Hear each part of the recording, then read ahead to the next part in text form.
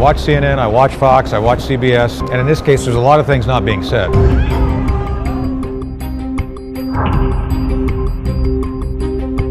It almost certainly is a recombination event that was laboratory driven.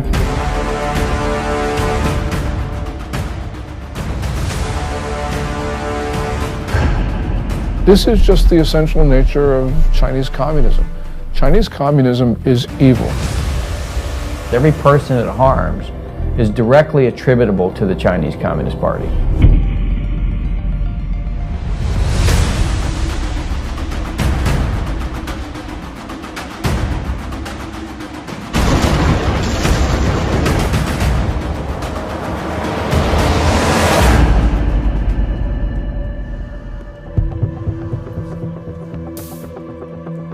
I began looking into the origin of the now widely known coronavirus in early February, with its timing amid the Hong Kong protests, the Taiwan elections, and the US-China trade deal. My name is Joshua Phillip. I'm an investigative reporter at the Epoch Times in New York, writing about the Chinese Communist Party's programs of espionage and unconventional warfare for well over a decade. Videos and messages from Chinese citizens leaking through the censorship suggested the situation was much worse than what the regime was reporting. As my research progressed, initial answers turned into more questions. I soon realized there was much more to the story than we were being told. Today, the coronavirus is impacting over 100 countries around the world. Billions of lives are at risk. And from what is said by the Chinese Communist Party, this allegedly started spontaneously in a seafood market in Wuhan, China.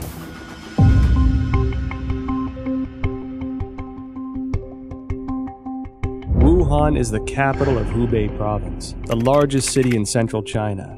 Huanan Seafood Market is located in Jianghan district of Wuhan City and is a large, comprehensive market that includes pork and a variety of frozen seafood, flavored spices, as well as some game meats. The first thing that received public attention about the epidemic was an internal notice from the Wuhan Health Commission. There has been a continuous occurrence of pneumonia cases of unknown cause. The notice issued on December 30, 2019, clearly required all medical units to report similar cases of unknown pneumonia. The notice started spreading online, and on December 31, 2019, the Wuhan Health Commission issued a public notice for the first time, saying that some medical institutions found a link between the pneumonia cases and the Huanan seafood market. However, the notice pointed out that there was no evidence of obvious human-to-human transmission and no infection among medical personnel. On January 1st, 2020, the Huanan seafood market posted a notice of closure. This was followed by a thorough cleanup of the market, which as an investigative reporter seemed rushed. Guan Yi, a well-known Hong Kong expert, echoed my concern that the move was like destroying a crime scene. Since then, Wuhan officials have repeatedly said that most cases of pneumonia in Wuhan have a history of exposure to the Huanan seafood market. On January 26, the Institute of Virology of China CDC announced that 33 of the 585 environmental samples from the Huanan seafood market were found to contain the novel coronavirus nucleic acid, and the virus was successfully isolated from the positive culture samples, suggesting that the virus originated from wild animals sold at the market. At this point, Huanan seafood market being the source of the epidemic became an official conclusion. A few days later, however, a report from the journal Science published online challenged that story. The report cited a paper in The Lancet, one of the world's top medical journals, and questioned whether Wuhan's novel coronavirus pneumonia could not have originated at the market. The paper, titled Clinical Features of Patients Infected with 2019 Novel Coronavirus in Wuhan, China, was published in The Lancet on January 24. The first author of the paper is Huang Xiaolin, Deputy Director of Jinyintan Hospital, the first designated hospital for treatment of unknown pneumonia in Wuhan. Why would this come as a challenge to the official narrative? I think this journal article is very important. It reveals a lot of important information. For example, this paper talks about the first patient onset was actually on December 1st. These patients were not related to Huanan seafood market. And also no epidemiological association was found between the first patient and subsequent patient. And then also on this paper, I talk about on December 10th, there were 3 more onset cases, 2 of which were not related to Huanan Seafood Market wholesale. Major discovery is that a total of 41 patients were counted in this paper, and 14 of them proved to be unrelated to the seafood market, accounting for more than 1/3. No one sells bed at the seafood market too, and the official from CDC didn't mention they find any beds in the seafood market too. Certainly the Lancet paper showing that supposed patient 0 was nowhere near the market. Secondly, that there are no bats in the seafood market or anywhere close. The idea of the spread so fast through a population, just the way it was said through the seafood market, is highly unlikely and improbable. On January 29th, The Lancet republished an analysis of 99 confirmed cases at Jinyintan Hospital, of which 50 had no history of exposure to the seafood market. According to the New England Journal, of the 425 cases confirmed, 45 cases onset before January 1st had no history of exposure to the seafood market. Notably, the authors of the 2 Lancet papers in the New England Journal of Medicine are doctors and medical experts in mainland China. Daniel Lucy, an epidemiologist at the University of Georgetown, said in response to the Lancet paper that if the data were accurate, the first case would have been infected by the virus already in November 2019, because of the incubation period between infection and symptoms. This would mean that the virus was quietly spreading between people in some parts of Wuhan before the cluster of cases with a history of exposure to Huanan Seafood Market began on December 15. The first expert group from the National Health Commission arrived in Wuhan as early as December 31st, 2019. The expert panel established a set of diagnostic criteria after investigating Jinyintan Hospital of Wuhan that stipulated a history of contact with Huanan Seafood Market, the person having a fever, and displaying the whole genome sequence. All 3 standards have to be met to confirm a case. This standard was used until a second group of experts, including Zhang Nanshan, arrived in Wuhan on January 18th and made a revision.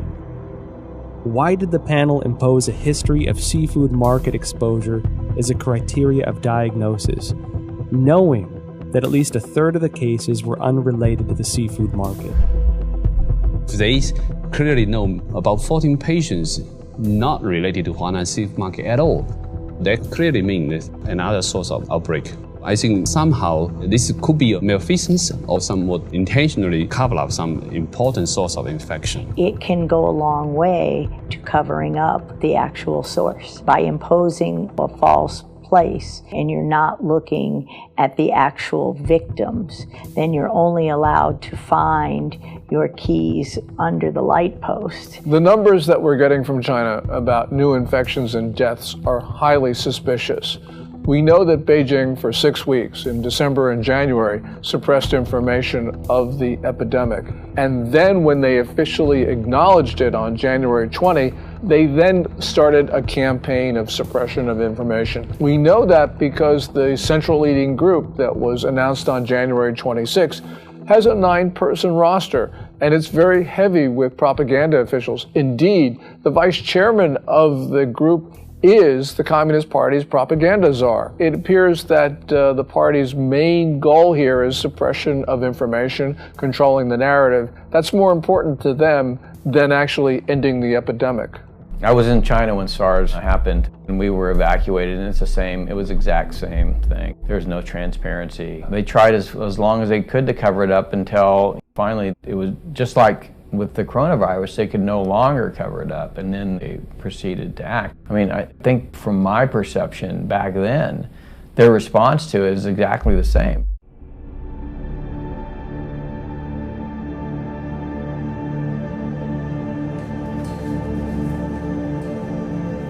On January 10th, China disclosed the full genome sequence of the Wuhan novel coronavirus, and many of the world's top virologists began analyzing it.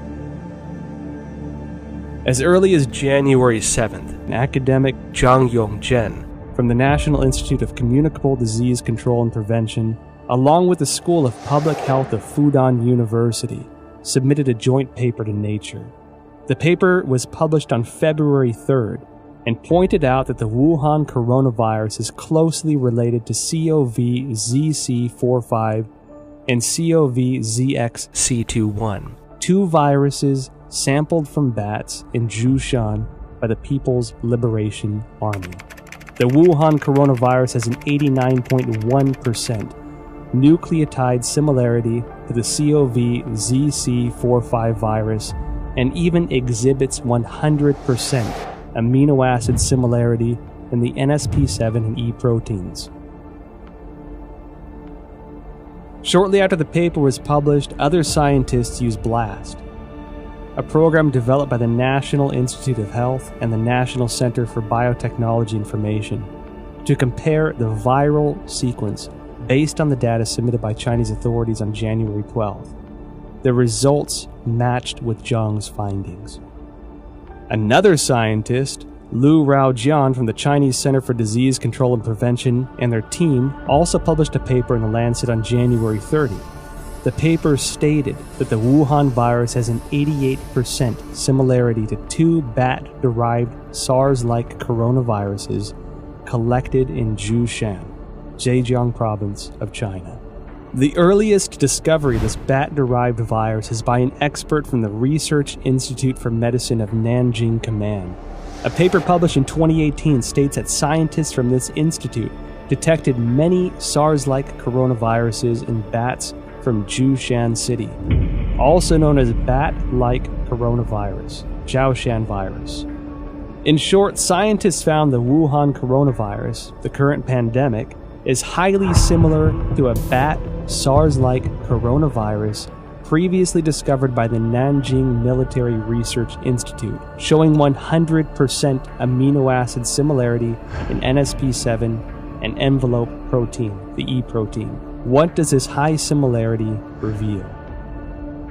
Hard to see a protein is 100% identical when the virus jumps species. And so that was suggesting maybe the virus could be generated with a reverse engineer process. I certainly believe that the 100% amino acid similarity says it can't possibly be a natural mutation. It almost certainly is a recombination event that was laboratory driven.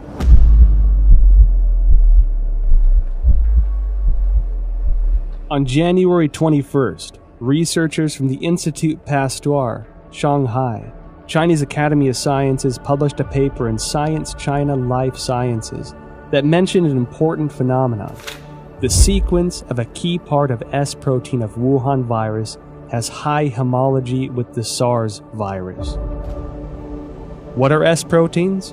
In the well-known coronavirus picture, they are little mushrooms attached to the surface of the virus. These S proteins, also known as spine proteins or spike proteins, are the most important tool for the coronavirus to invade human cells. If we compare the receptor ACE2 on the cell surface of human bodies to a lock, this S protein is the key, which can unlock this lock on the cell surface and then invade into the cell to propagate and destroy it. That means virus now can infect human cell much easier. That's probably also one of the important reasons that contributing to multi-organ failure when people have a very severe disease. So it can spread out in the human body much faster. Well, the S proteins, the high similarity of the S proteins from SARS-1 to now SARS-2, that's your spike protein. That's the lock and key. That's going to be what drives it right through human cells. And so we know that's the pathogenic spike protein that for the original SARS. So now you're allowing that access to human tissues because the spike proteins of the natural evolutionary strains don't infect human cells at all. So that research has been going on at Wuhan and published since 2007. And clearly, if that spike protein from SARS weren't on the new COVID-19 or SARS-2, it wouldn't be able to enter human cells. So again, this is evidence that it couldn't go through the Wuhan seafood market, because how did you get that spike protein off the original SARS from bats or any other way? It's lab-derived. Research into the virus genome sequence revealed many essential data points. According to a February 28 report in the South China Morning Post, the Shanghai P3 laboratory, which first shared the Wuhan coronavirus genome with the world, was ordered to close by authorities, impeding further research on the virus. Professor Zhongyang Zhen and his team, who published the genome sequence on January 11th, worked at this laboratory. According to a February 26 report on Caixin, Zhongyang Zhen's team isolated and completed the genome sequence of the previously unknown virus on January 5th. On the same day, the Shanghai Public Health Clinical Center reported the discovery to the National Health Commission and recommended prevention measures. No response was received as of January 11th. And it was then that the team decided to publicize the virus genome sequence on virological.org, becoming the first team to do so in the world. Caixin also reported that the Hubei Health Committee already notified genome sequencing organizations on January 1st regarding the cessation of analysis of Wuhan virus samples. Existing virus samples must be destroyed. Information on the samples, related to papers and related data, are all prohibited from release. On January 3rd, China's National Health Commission distributed Notification Letter 2020 number 3, in which a similar directive was presented. Afterwards, the once active Chinese scientific community suddenly fell into an eerie silence. What was the Chinese Communist Party trying to hide? This is telling us the Chinese government is censoring this information. They do not allow the samples to be sequenced or do not allow the sequence to be published or submitted to the gene bank. Its response to this virus is extremely troubling. It ignored it for 6 weeks. It allowed it to spread around China. It tried to get other countries to not protect themselves. This is dangerous, irresponsible behavior, and it's endangered not only the Chinese people, but people around the world. There is no other way of looking at it. They are responsible for the continuation of this coronavirus. And every time it comes back, because it will come back, because it's going to be with us now permanently, it will come back, and every person that it kills, every person that it harms, is directly attributable to the Chinese Communist Party.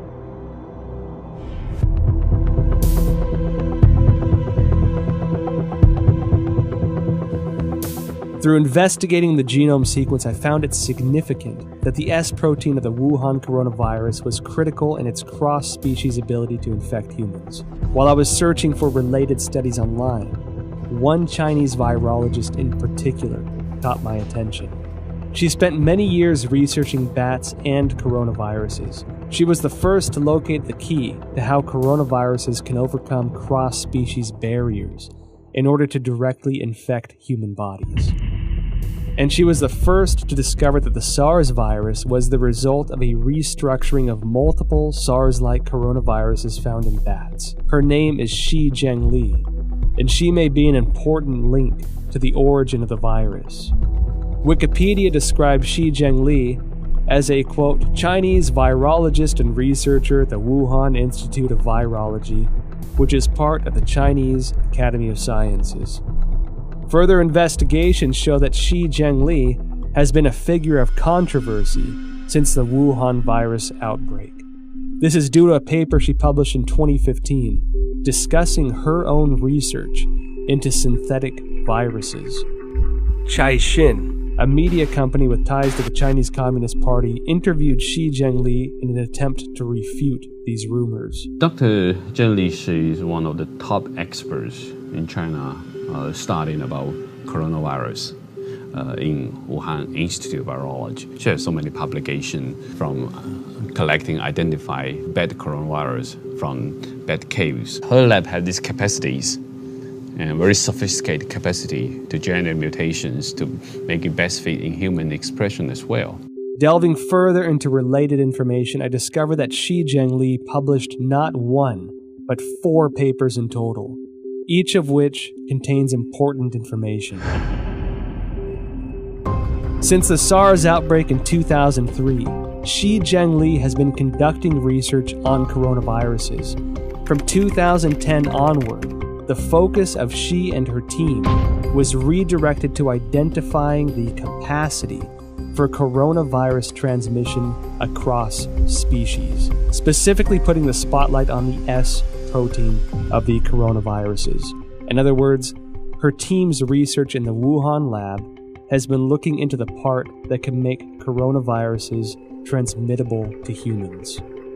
In June 2010, a team including Shi Zhengli published a paper. It describes research to understand the susceptibility of angiotensin converting enzyme 2 ACE2 proteins of different bat species to the S protein of the SARS virus. In the experiments, they also modified key amino acid convents to mutate the bat's ACE2 to examine compatibility with the SARS S protein. This paper demonstrated their awareness of the special relationship between the S protein and the ACE2 receptor.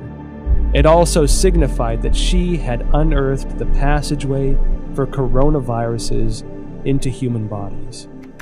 In October 2013, Shi and her team published a paper in the authoritative science journal Nature. They claimed a breakthrough in coronavirus research. What was their breakthrough?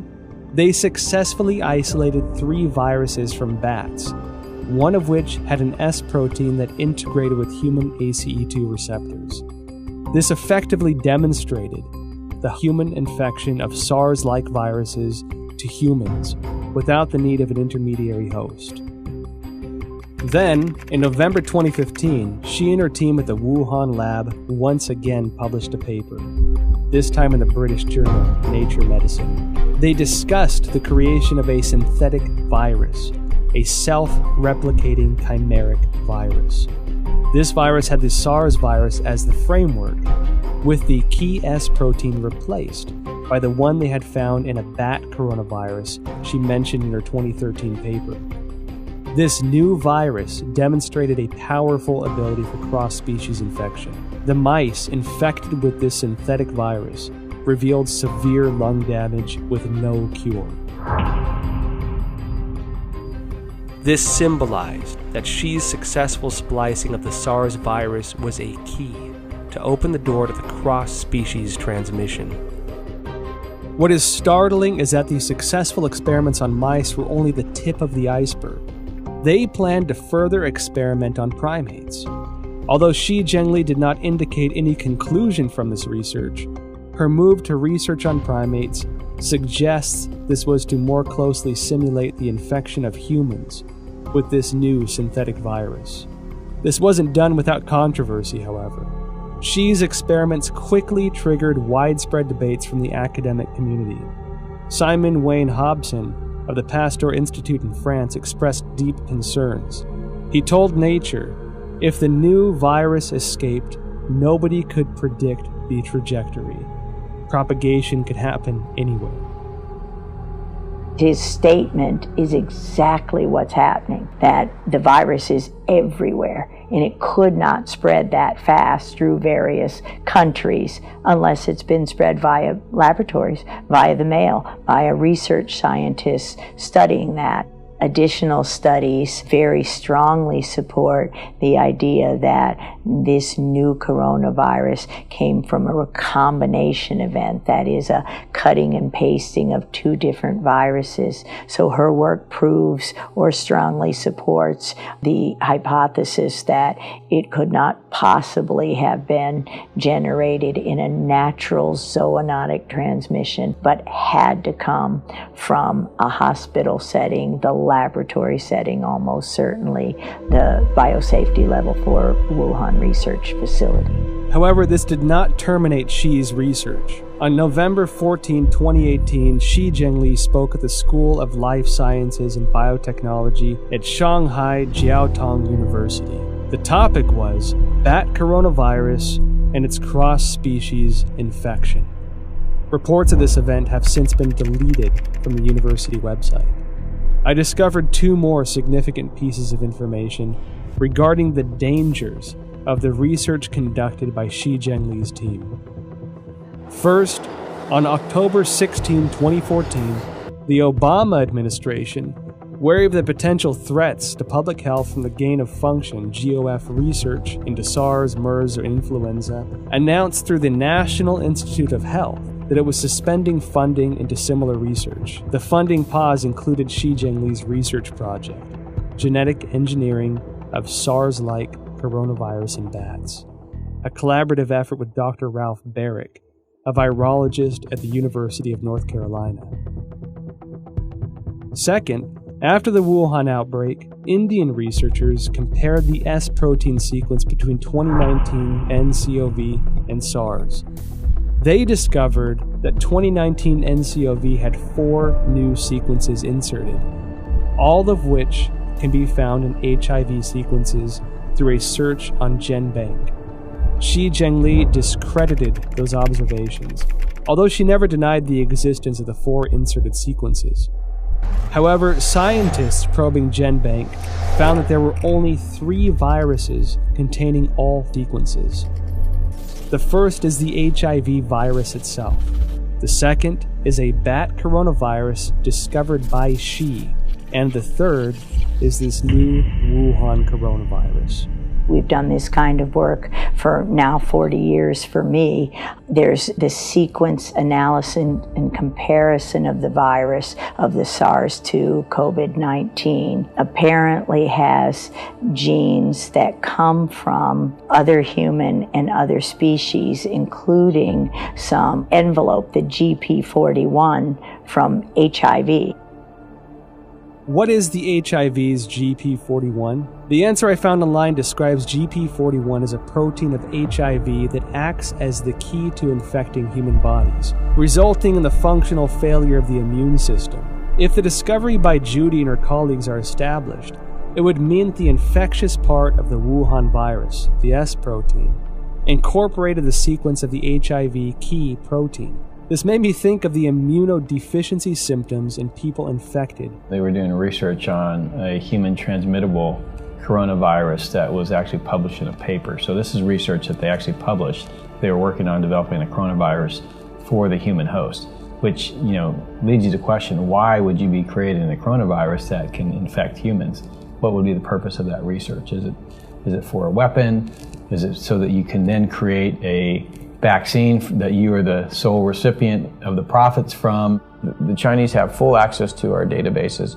They have full access to all that research that comes out. They have full access to all our universities to train their scientists. And they have full access to our scientists, like was, with the recent indictment of the head of the chemistry department at Harvard.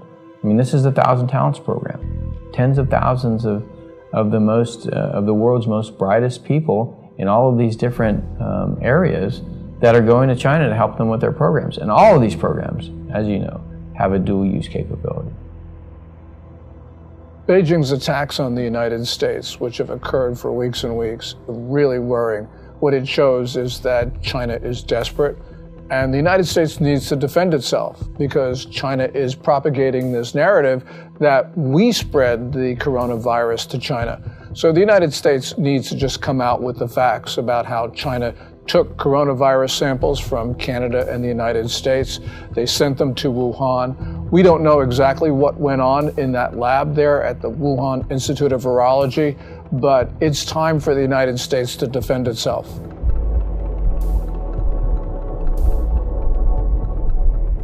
January 23rd, 2020. The Wuhan virus exploded. While Wuhan announced the lockdown of the city, Shi Zhengli and her team released a paper stating that the Wuhan coronavirus was of probable bat origin. This was published in Nature on February 3rd. The paper indicated that the Wuhan virus utilized the same key as SARS to gain entry into the human body. She also announced the 2019 nCoV genome sequence was 96.2% consistent with a bat coronavirus originating in Yunnan, China, called RATG13, signaling a natural source of the Wuhan virus. However, Shi Zhengli's natural origin assertion was doubtful. The outbreak occurred in Wuhan, the same location as the P4 laboratory where Shi was based, and which housed highly similar viruses. Common sense would lead the government to first inspect the P4 laboratory for any leakage incident and potential safety concerns. Instead, they shifted public attention from the P4 laboratory to the South China seafood wholesale market that sold no bats, and designated it as the origin of the disease.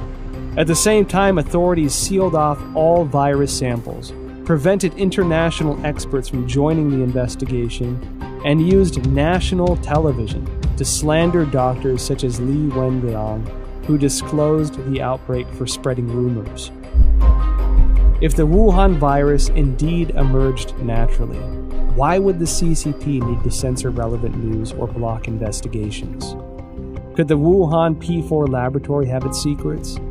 Virus samples and genome sequences may be the exact ingredients we need to find our answers. When I first heard of the coronavirus, I was deeply concerned. Almost every disease that starts in China begins in Guangdong province, the province that surrounds Hong Kong, in the south. But Wuhan is in the central portion of the country. And so this was extremely unusual. And the fact that it might have started close to the Wuhan Institute of Virology, the P4 biosafety lab, really was extremely troubling. It's not a conspiracy theory to think that the coronavirus came from the Wuhan lab. We don't know at this point. And until we know, the theory about the lab origin is certainly something that we should consider. I noticed that after the outbreak, the Wuhan Institute of Virology kept strangely quiet.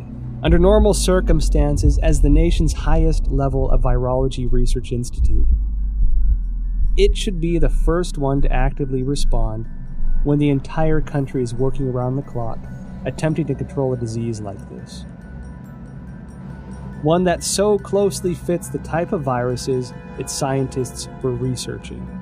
In contrast, the Institute had a highly visible demonstration on CCTV of their efforts to detect and prevent the outbreak of virus V in pigs of Guangdong in 2018.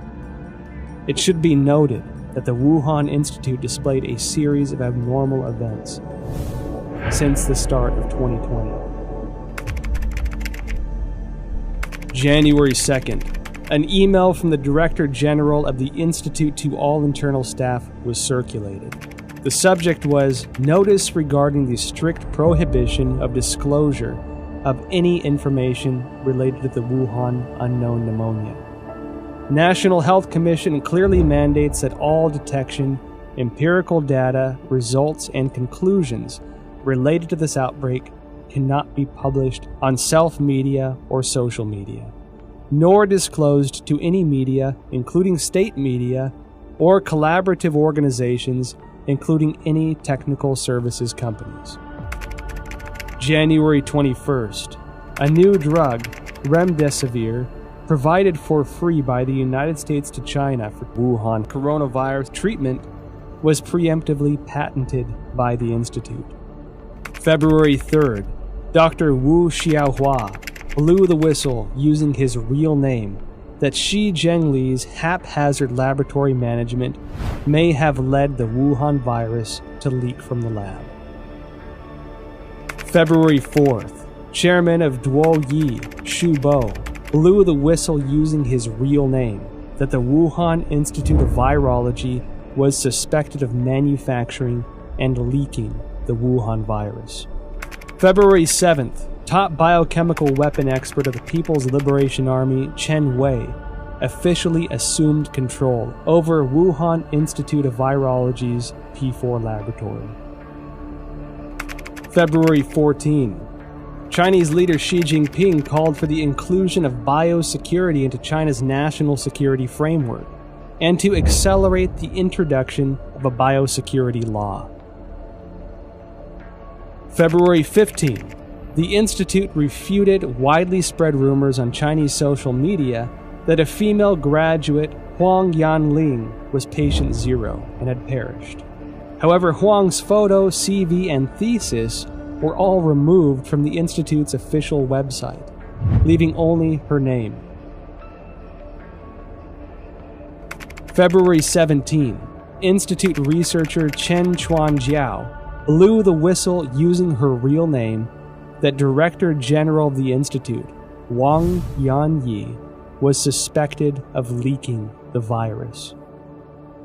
I graduated from the University of Virginia in 1980. My first job was to go to the National Cancer Institute, which was housed at Fort Detrick, Maryland, the same place that houses the USAMRIID, U.S. Army Research Institute on Infectious Disease, the biosafety level 4 facility, equivalent of the Wuhan facility. And so at these facilities, it's where investigators who I went in there myself, you can see the breakdowns in safety, and it's everywhere. That's why I have no doubt the Chinese biosafety level 4, it was just as lacking in safety, in rigor. You can argue that they don't care. Suspected of leaking the virus, military biochemical weapons expert assumes control. Biosecurity law. Now, when these sensitive keywords are connected together, it tells me that the P4 laboratory is not an ordinary academic research institute. I decided to start from the beginning of the Wuhan P4 lab. On January 23rd, the day Wuhan was locked down, French website challenges.fr published an article that revealed many details of the collaboration between France and China to establish the P4 laboratory in Wuhan. In 2003, after the SARS outbreak in China, the Chinese Academy of Sciences requested assistance from the French government to build a virology research center of the highest level. With the support of then French Prime Minister Raffarin, the two countries signed a contract to jointly construct the P4 laboratory under a wave of contention.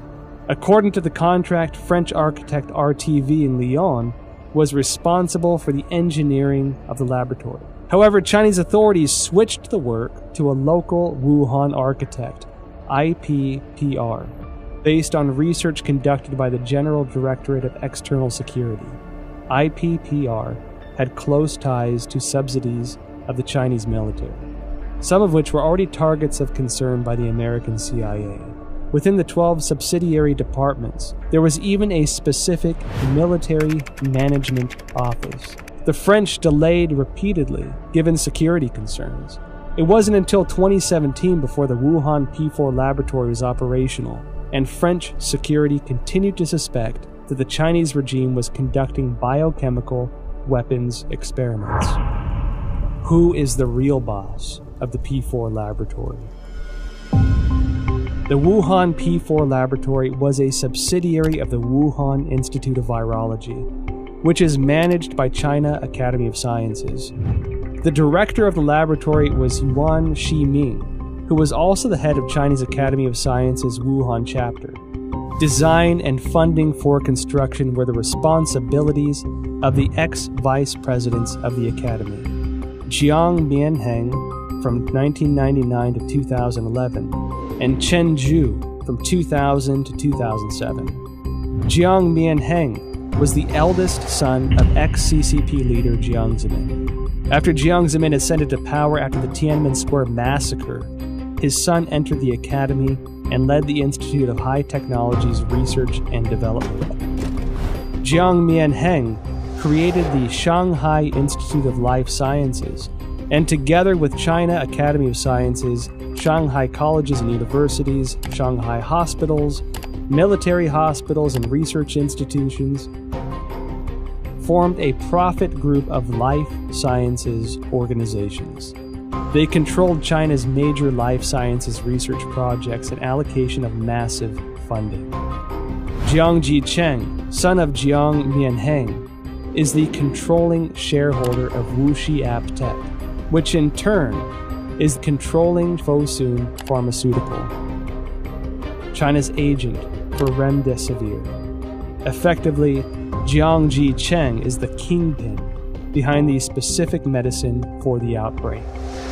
Meanwhile, Chen Zhu is the current president of the Red Cross Society of China, which had faced numerous scandals since the outbreak. In 1999, while Jiang Zemin was in power, the People's Liberation Army published a book, Unrestricted Warfare, in which strategies for a weaker nation to combat a stronger nation are discussed in the context of modern warfare. One of the authors, Qiao Liang, wrote, "After the first Taiwan Strait crisis, we realized that if the Chinese and American military fought head-on, we are at a disadvantage. Therefore, we need a new strategy to help our military tilt the balance of power. This new strategy is called unrestricted warfare, a variety of means beyond all limits, without any restrictions. It could be military-related, including guerrilla warfare, terrorism, biochemical warfare, or it could be non-military related, such as drug trafficking, poisoning, environmental destruction, and computer virus dissemination." Israeli expert in biological warfare and former intelligence officer Danny Shoham published a paper in 2015 in India's Journal of Defense Studies. He pointed out that China will not miss, skip, or abandon any highly advanced technology, especially military-related technology. The article noted that China had 12 facilities related to the Ministry of National Defense and 30 subsidiary facilities of the PLA participating in the research, development, manufacturing, testing, or storage of biological weapons. Dr. Francis Boyle, a Harvard PhD famous for drafting the Biological Weapons Anti-Terrorism Act of 1989, clearly expressed, "The novel coronavirus we're seeing here is an offensive biological warfare weapon." The Federation of American Scientists indicated similar concerns in an evaluation report. The organization believed that the CCP possessed advanced chemical warfare projects, including research, development, manufacturing, and weaponizing capabilities. The CCP is usually known to have a proactive biological warfare portfolio, including state-funded and sponsored research activities. I believe they have them. I believe they're developing them. I think they want to be the most advanced nation on earth when it comes to biological weapons. The same as I believe that they do forced organ harvesting. The same as I believe that they have concentration camps for Uyghurs. The way I believe that they have systematically killed millions of Falun Gong. It is the same thing, this regime. You can count on it. So Wuhan as an area, I think, is critical by the fact that there's a lot of concern about what China's ambitions are regarding long-term global domination. I'll just say it that. Their military doctrines indicated that they intend to be the dominant political and military force in the Pacific Rim. I've talked to senior members of the Trump administration who have had conversations with the senior Chinese generals, and that's what they basically say. It's in their doctrine, too. So we have to examine this new clue. This is one piece of the, Wuhan, biological warfare. Does this mean something to these other things we're already seeing? Because the Chinese have already kind of stated this is their objective. So I think we have to analyze it through that lens. What does this mean to the larger political narrative of what China wants to do to dominate the region and potentially the world? We don't have to speculate about being at war. Last May, the Communist Party, through People's Daily, carried a piece which said that there was a quote-unquote people's war against the United States. They've declared war on us. We have to respond. There is a war. China's told us there's one.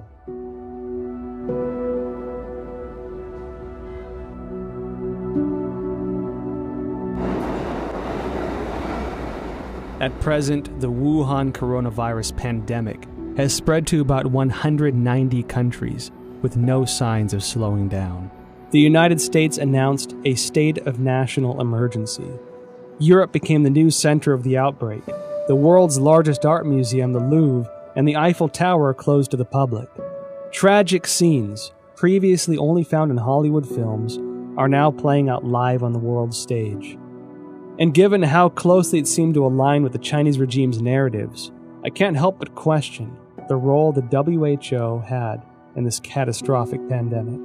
Well, I think all you have to do is look at the photo of Tedros and Xi shaking hands, Xi standing there, Tedros going up to there, and it really is indicative of how China controls many of these international institutions. You can see that the WHO is essentially following Chinese Communist Party's guidelines. You can see that the UN Human Rights Council is similarly following what China does. From the very beginning of the coronavirus outbreak, the Communist Party has done its best to prevent the CDC and others from studying the origin of this disease. We don't know what's there, but the fact that the Communist Party is covering this up should trouble us deeply. Then you see the World Health Organization take over YouTube. And what's amazing is now at the bottom of every YouTube video, even from Chris Martenson with his daily updates, he's just reading facts. Now it's the World Health Organization is a forced link to go to the site. So for any person who doesn't know who the World Health Organization, they go there to get the propaganda. Not the facts, not the truth, they get the propaganda, they get the talking points from the World Health Organization. And that is also it's a shame that American corporations, especially social media, like Google, like Facebook and Twitter, they're trying to censor or ban or shadow ban or manipulate algorithms, so on and so forth, to prevent an actual honest conversation. The best way this is going to be answered, all this, we want the truth. The biggest issue I've learned over my 40-year career, it's not really fighting the viruses and learning how to treat the viruses. It's fighting a system that is determined to cover up and persecute anyone who reveals the truth behind. Today, the World Bank, many of the international institutions have essentially adopted a posture whereby if the Chinese Communist Party tells them to do it, they're going to do it. I'm not surprised at all by what the WHO says. I'm not surprised at all by ICAO, which basically has been blocking people from that tweet about Taiwan. I mean, the whole system, and this is why, by the way, the national security strategy that came out in December 2017 says what it says, which is we need to protect our societies, not just the United States, but all democracies. We need to rebuild them, not invest Chinese Communist Party regime in the Belt and Road Initiative and Made in China 2025. And we need to inspire people again to believe in democracy. Every country has diseases, but in China they become national emergencies and global emergencies because the real disease here is communism. A sprawling and aggressive disinformation campaign unleashed globally by the Chinese Communist Party. The propaganda push, which has escalated in recent weeks, aims primarily to deflect blame over the Chinese regime's botched handling of the Wuhan coronavirus, to sow discord internationally, and to portray the image that the regime has contained the outbreak. During the investigative interview process, well-known scientists who once suggested a laboratory origin of the virus declined to be interviewed one after another. Some avoided the topic of virus origin completely. Some had already composed scientific arguments but abruptly retracted their papers. I felt as if a giant net of censorship was cast by the CCP over virologists around the world. Silence at this time could have consequences for the health and lives of billions of people.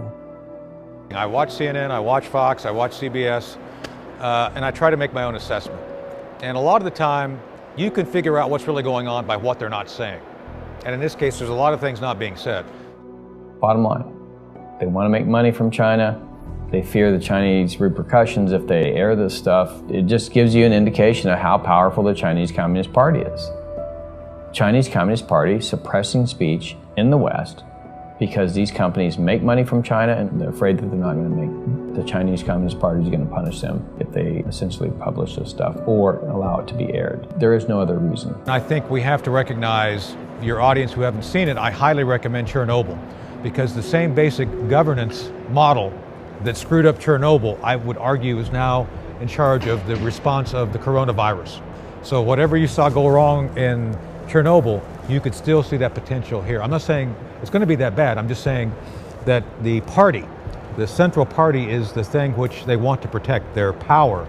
And people and nation issues are secondary to the continuation of power. Communist Party is malign and it is grossly irresponsible.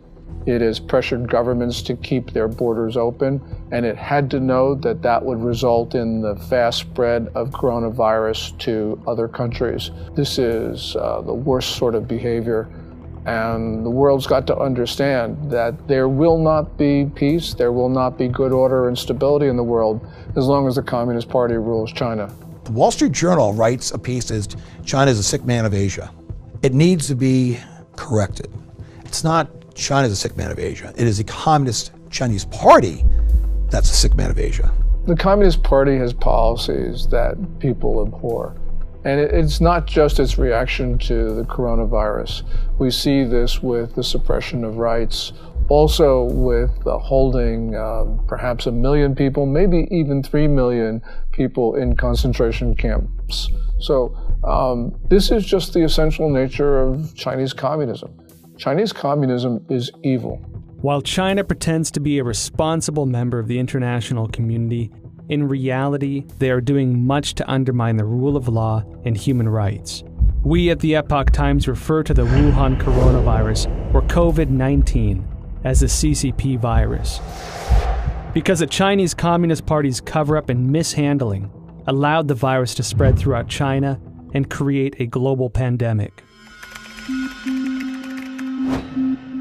On March 24th, Texas lawyer Larry Klayman filed a complaint in Texas federal court seeking at least $20 trillion from the Chinese government.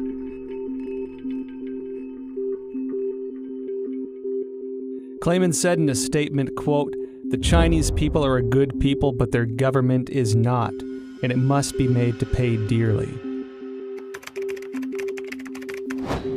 On April 4th, the British think tank Henry Jackson Society advocated for compensation of £351 billion from the CCP to the UK, and that the government should pursue it through international courts. The same report called for a total compensation of £3.2 trillion to the G7 for the damages caused by the cover-up of the outbreak. On the same day, the All India Bar Association filed a complaint to the United Nations Human Rights Council, seeking an unspecified amount as reparations from China over the global spread of the coronavirus. Evidently, the CCP violated the international health regulations. The United States and the international community must regain their senses and take action. Reveal the truth through investigations, initiate sanctions against the CCP, and seek massive restitution for the worldwide public health emergency resulting in tremendous health and economic loss. As the people of Taiwan and Hong Kong are insisting, only by trying to stay away from the CCP's invasion can we protect ourselves in this global disaster.